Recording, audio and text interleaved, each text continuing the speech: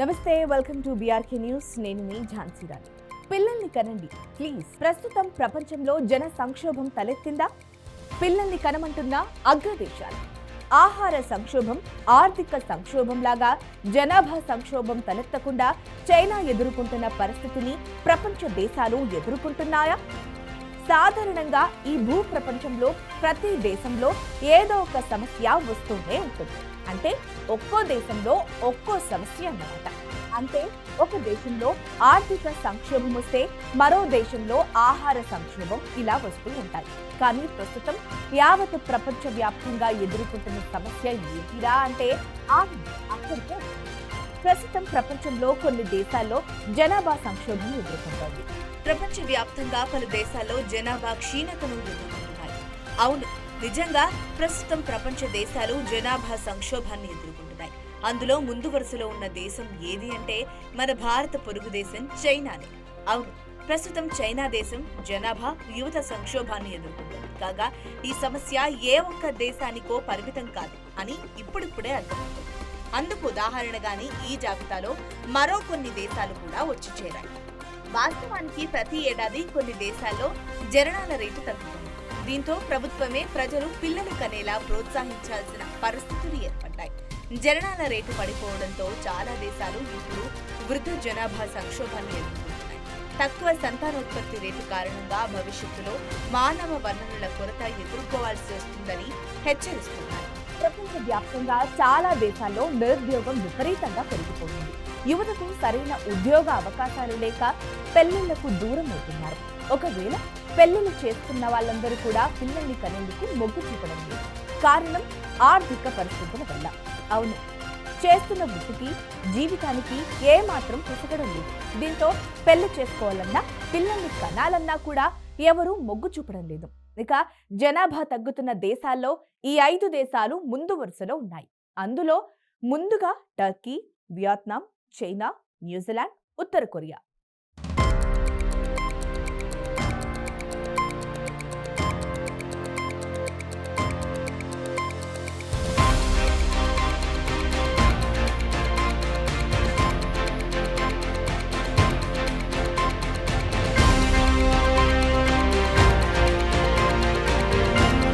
జననాల rate 2001లో 2.38 ఉంటే 2025 నాటికి 1.48కి పడిపోయింది. ఈ సంఖ్య ఫ్రాన్స్, బ్రిటన్, అమెరికా కన్నా తక్కువ. ఈ పరిస్థితిపై అధ్యక్షుడు రేసెప్ తయ్యప్ ఎర్డగన్ తన ఆందోళన వ్యక్తం చేశారు. ఈ స్థితి యుద్ధం కన్నా భయంకరమైనదిగా అభివర్ణించారు. 2026 నుంచి కుటుంబ దశాబ్దాన్ని ప్రారంభించాలని ప్రకటించారు. కొత్త జంటలకు ఆర్థిక ప్రోత్సాహాన్ని ఇవ్వాలనే ప్రయత్నాలు జరుగుతున్నాయి. వియత్నాం గత దశాబ్దాల నాటి 2 పిల్లల విధానాన్ని రద్దు చేసింది. ఇప్పుడు ప్రజలు ఎంతమంది పిల్లలు కావాలంటే అంతమందిని కనొచ్చని చెప్పింది. 99 నుండి 2022 వరకు సగటు జనన రేటు 2.1గా ఉంది. కానీ 2024లో అది 1.91కి పడిపోయింది. జపాన్, దక్షిణ కొరియా, తైవాన్, సింగపూర్ దేశాల్లో కూడా ఇదే ధోరణి కనిపిస్తోంది. చైనా గత కొన్నేళ్లుగా జనాభా సంక్షోభాన్ని అనుభవిస్తోంది. యువ జంటలు పిల్లలు కనేందుకు ఇష్టపడడం లేదు. ఫలితంగా డ్రాగన్ దేశంలో వృద్ధ జనాభా పెరుగుతుంది. ఈ శతాబ్దం చివరి నాటికి ఇది 1.4 బిలియన్ల నుండి 800 మిలియన్లకు తగ్గవచ్చునని అంచనా ఉంది. ప్రభుత్వమే ప్రజలకు ఎక్కువ మంది పిల్లల్ని కనేలా ప్రోత్సహిస్తోంది. 2023లో న్యూజిలాండ్ జనన రేటు రికార్డు స్థాయిలో 1.56కి చేరింది. దేశంలో 15 నుంచి 49 ఏళ్ల మహిళల సంఖ్య పెరిగింది, కానీ పిల్లల సంఖ్య తగ్గింది.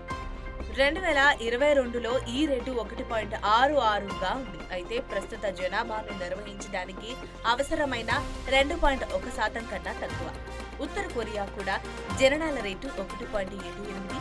ఈ రేటు దక్షిణ కొరియా, జపాన్, చైనా కన్నా ఎక్కువ, కానీ అవసరమైన 2.1% కన్నా తక్కువ.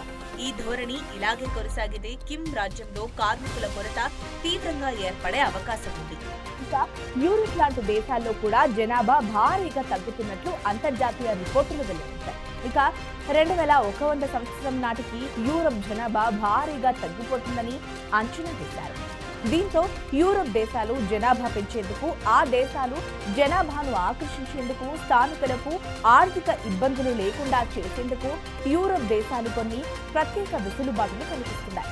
స్థానికులకు ఆర్థిక ఇబ్బందులు లేకుండా చేసేందుకు యూరప్ దేశాలు కొన్ని ప్రత్యేక వెసులుబాట్లు కల్పిస్తున్నాయి. ఇక మరోవైపు జర్మనీ, ఇటలీ, స్పెయిన్ వంటి దేశాల్లో భారీగా వృద్ధులు పెరుగుతున్నారు.